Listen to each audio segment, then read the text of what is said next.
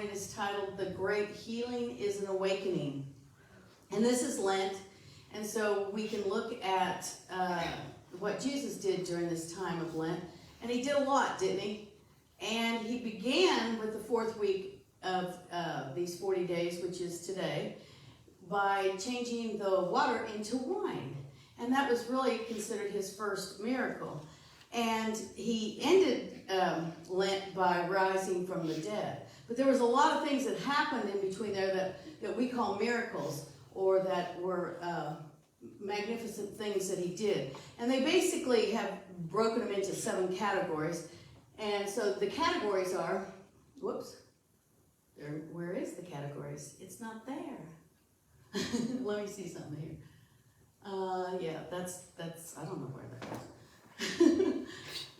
Oh yeah, this is it. This is it. I was thinking that I used that thing for another slide, which I did, but then I took it off and put it on this one. Jesus turned water to wine. Jesus fed thousands of people. Jesus cast out evil spirits. Jesus healed the blind, deaf, sick, injured, and infirm. Jesus controlled the water and other elements of nature. You know when he said, "Peace, be still." Jesus caught a lot of fish. I thought that was funny. Jesus raised people from the dead, including himself. Don't you like that little, changes the water to wine.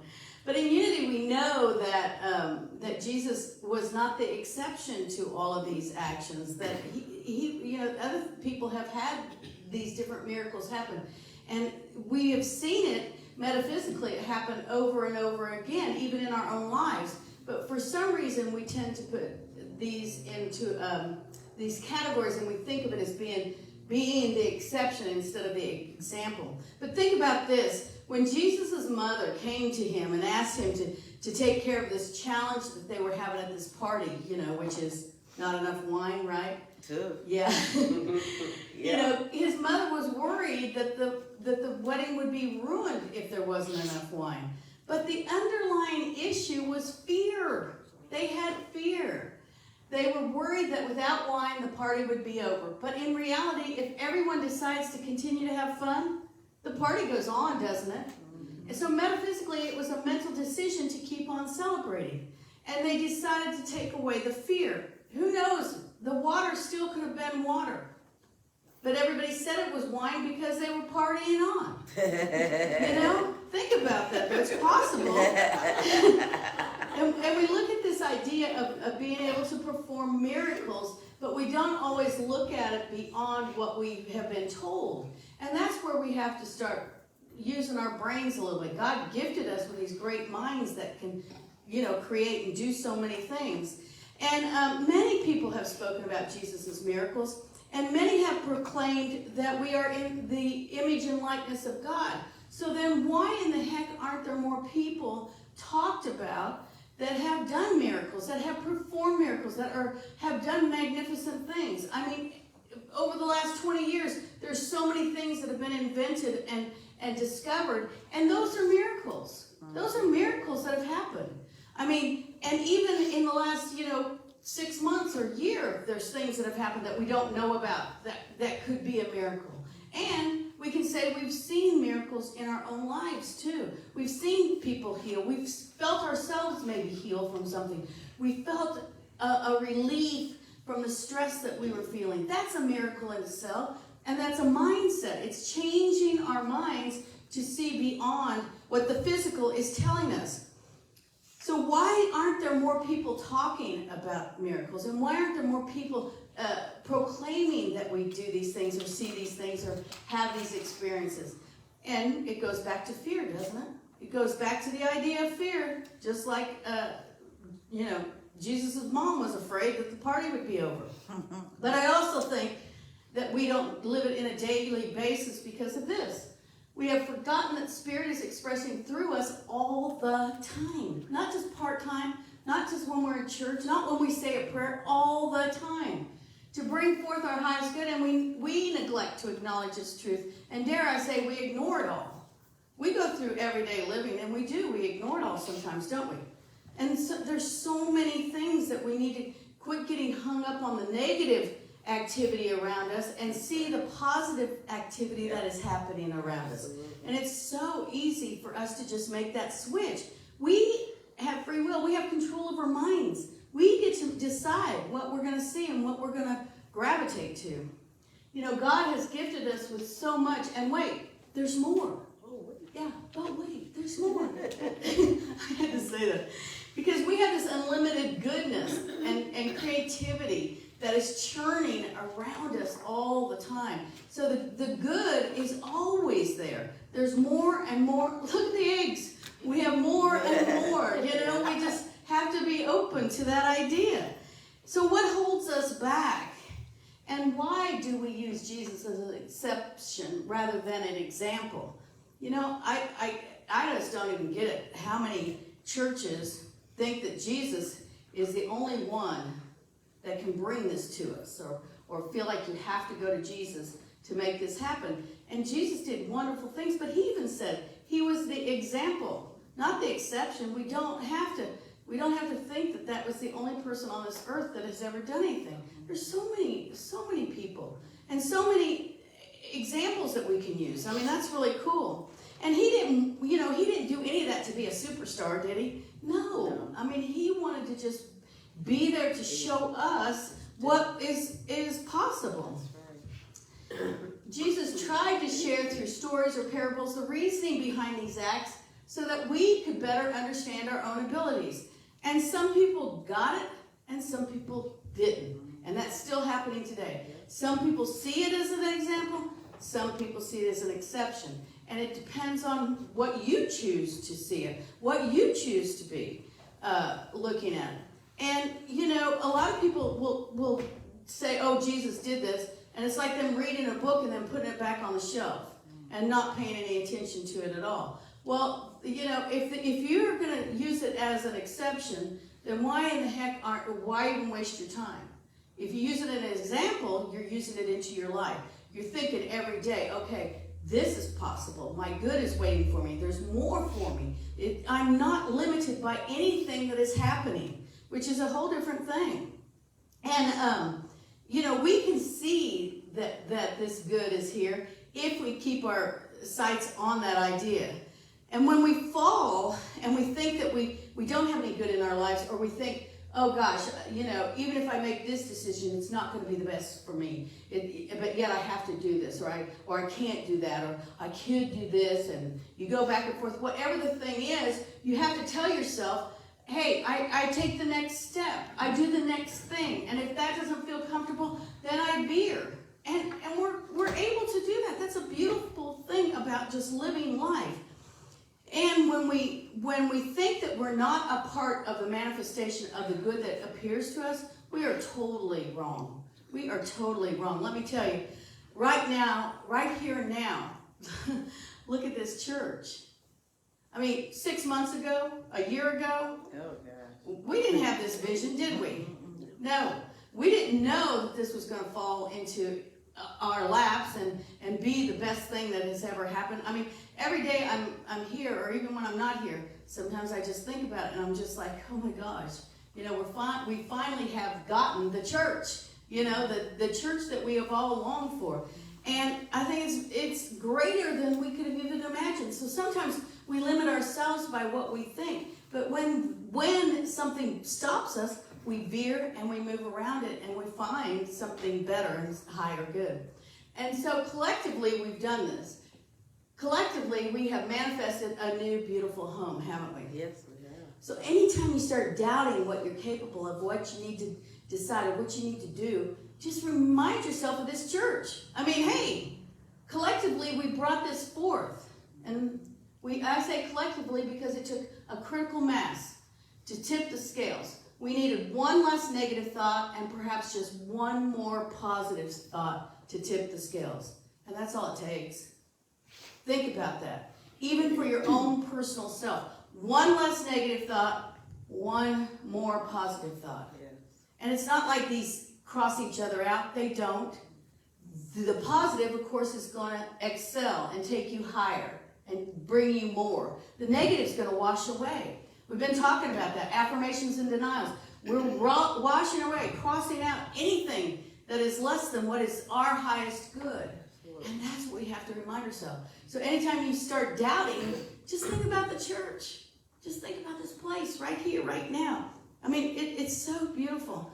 And the thing about it is, I say, yes, God gifted this to us. And our vision, though, our faith and our love brought it forth. It wouldn't have happened. That one less negative thought and one more positive thought tipped the scales. But it wouldn't have happened had we not had a vision, had we not had faith. And has our vision changed over the years? Heck, yes. I'm not kidding you. I have a binder this thick of where we started from with everybody's ideas and the board, the vision board we made on the wall of Old Town and all that stuff. It's not like that now. But you ebb and flow and you bring it forth. And that's the thing. The vision, the faith, and the love that we have here has brought this forth. And we did it collectively. Collective consciousness. That's what it's all about. And then, it is that idea of awakening the spirit within you so that you can bring that forth, so that you can see something more than what is there. Fillmore wrote this in Jesus Christ Heals in several parts. So we are now realizing that as a man thinketh within himself, so is he. We all know this. We know what we think, we manifest. The outer acts are secondary. The primal world of causes is within. And it is to this inner realm that we must look for the transforming power of man and of the world about him as well. Okay? A little wordy, but that's Fillmore for you. And he, is saying, whatever's happening in the world is within us. And we bring it forth from that inner place. It's not like we just go to the store and buy something and bring it to us. Yeah, we do that in a physical sense. But if we're talking about our own spiritual growth and our own intuitiveness and our own growth, even in our mental state, whatever it is, we are talking about it from the inner realm. We're not saying we can buy something and make it happen. Got me? Yeah, no, maybe. Fillmore's favorite quote was, "Be ye transformed by the renewing of your mind." So it's up to you to decide what you want to experience, what you want to see, what you want to have in your life, who you want to have in your life. We get to choose. It's not up to anybody else. Our kids, I'm just kidding. I wasn't talking about the babies. I was talking about the grown kids. Yeah. Just teasing, though. Reverend Moore, don't get upset. Hence, the quick and lawful way to attain health or any good is to put your creative words to work and bring into swift action the Superman Christ. Now, Fillmore actually used the Superman Christ, and I love that because to me, he was saying that we have that superpower within us. We know we do. And when we activate that changes everything. And we not only can see more health and more good, but we continue to use creative words, those words of positivity, words that bring forth that for us. Changes everything. And that's when we activate those superpowers. We truly activate the superpowers. We can do something kind or even miraculous, but if we haven't changed our thinking to allow with the outpicturing of our actions, then it'll be temporary. How many times have you said, oh, you got an owie somewhere and you're healing it, I'm healing.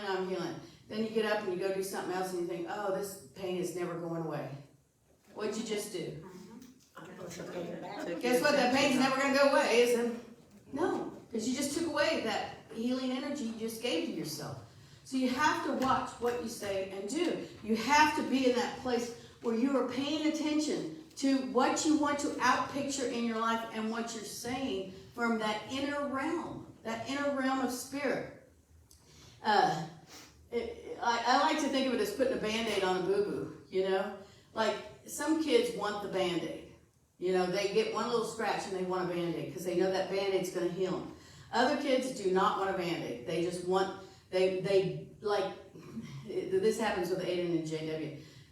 Sometimes they want the Band-Aid and you put it on. It's like I do a little prayer and then I'll say, healing energy, go into it. And they'll say, oh yeah, that's good. It's going to be good. And 2 seconds later, the Band-Aid's gone. Because they believe that, they believe that healing power, which is good. because then they've switched their thinking. And that's the way we have to look at it for ourselves. We have to look at it like the Band-Aid is our visible action for our minds to tap into that inner realm of healing. Got me? Yeah, isn't that cool? And that, when we do that, it really is a miracle. It really is a miracle if we tap into it. If we don't activate positive thoughts and know beyond knowing through faith, we are wasting our time and energy. We must see beyond the physical to see as God sees. This is when an awakening takes place. Got me? Yep. It takes place if we can see the same way God sees. God doesn't see anything less than perfect, right? Yeah. So we create this imperfect world. We create what we see as not being healthy or not being peace or not being joy or whatever. So all we have to do is, I like to just blink my eyes and go, okay, I'm going to see as God sees. I'm not going to see that anymore. Because, especially with little guys too, you sometimes you'll start seeing yourself getting angry with them or, being upset with something they're doing. And you have to stop and go, wait, I don't want to go there. I don't want to be that. I want to be as God sees, in a place where I can see beyond that. And that's when, we can heal things, where we can see different things, where we can affirm beyond knowing. Like when you really know beyond knowing, that's what I like to say, when we have that true faith that it's all going to be okay. And it's a huge thing.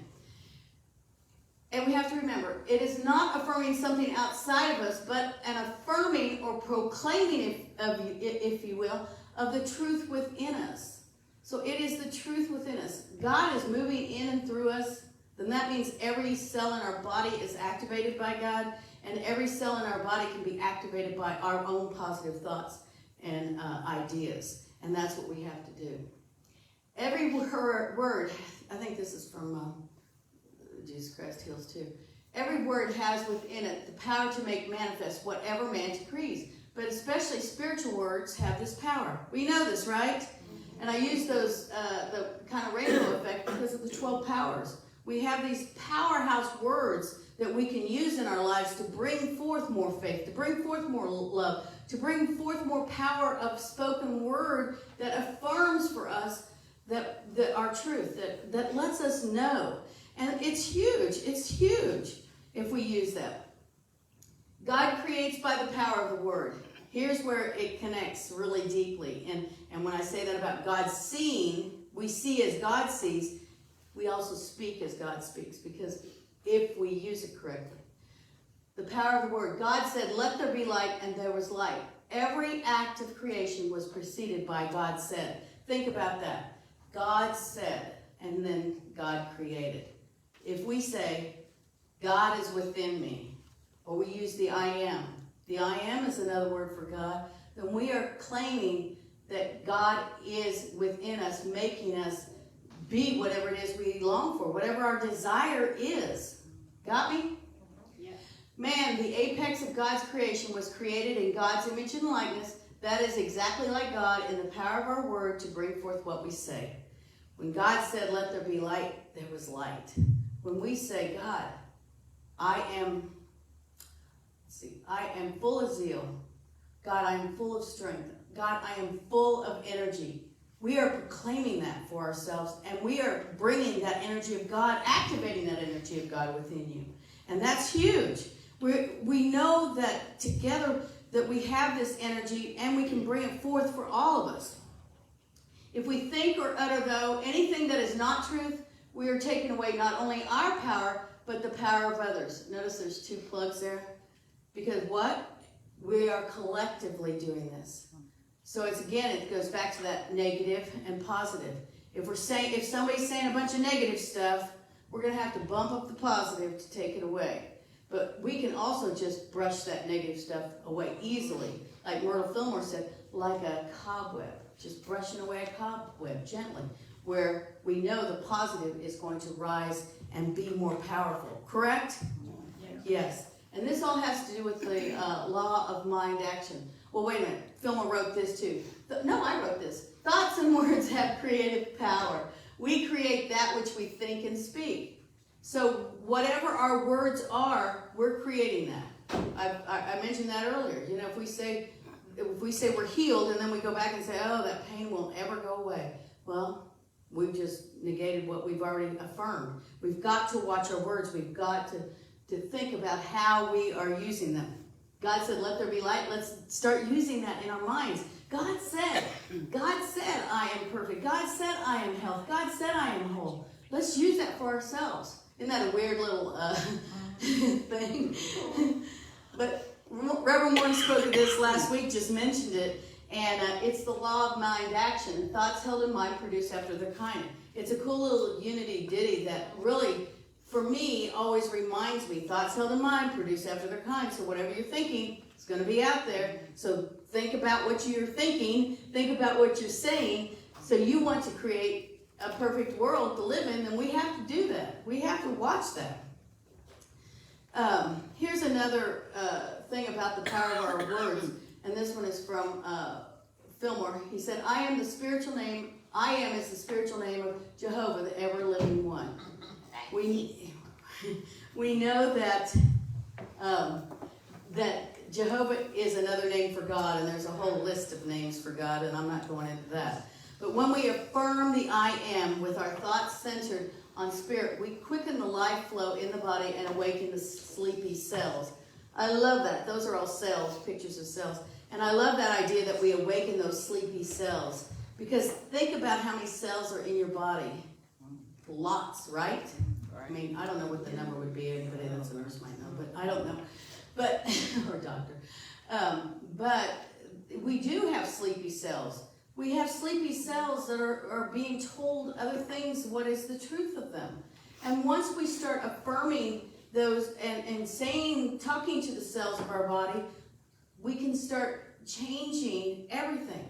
You know, one of the things I've really been working on is the energy in my body and walking. Because, you know, there's sometimes you get up from sitting too long and you think, oh my gosh. And my grandmother used to call it a catching or get along, you know. A catching or get along. And I said, Grandma, I don't want your catching or get along.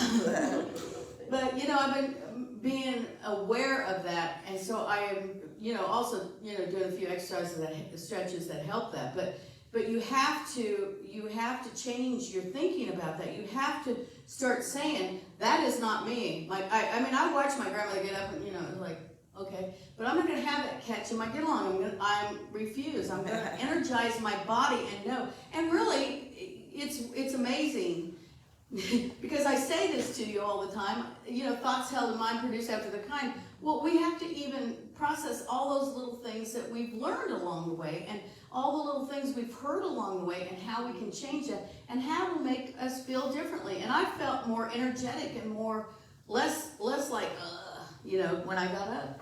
Get up. Anyway, such affirmations clear up congested areas of the organism and restore the circulation to its normal state, which is health. Don't you love that? I love that. I thought it was so powerful for us. And that is where we bring in those I am affirmations. When connected with truth, clear out any areas of errors. I said this a couple weeks ago, that we want to erase those error thoughts and keep them going. And that's how we do it. We don't have to keep those catching your get along. I mean, I love remembering little things about my grandmother, because it was, you know, she hasn't been around for a long time. But, and even my mom, my mom died when she was 59, and I remember little things sometimes. Some of them weren't the healthiest things to remember, but I'll remember them and then put them with that person and not claim them as mine. Does that make sense? Yes. And then you're not taking on that power that they had given to it, which really helps you be able to still enjoy the memory without anything else. But when we start erasing any of those error thinkings out of our mind, we know that it opens up a void and we have to fill that up with positive. And that's how we did the church too. We got one less negative and one more positive. It restores our normal state of beingness. It puts us back to where we are able to claim we are one with God and know that we are one with God. When we are in this state of mind, we are moving and having our being in the image and likeness of God. Who wants to be in the image and likeness of God? Who wants to remind themselves all the time that we are in the image and likeness of God? And who wants to be experiencing that every moment of the day. I do. Yes. Yeah. This is when all things are possible. Every miracle we desire can manifest in our lives, and there will be no doubt that the highest good will come forth for all. I believe this from my heart. I believe this. I hope you guys do too. I challenge you this week to activate your normal state of mind, body, and spirit so that you may experience that the great healing is an awakening. Thank you for being here today.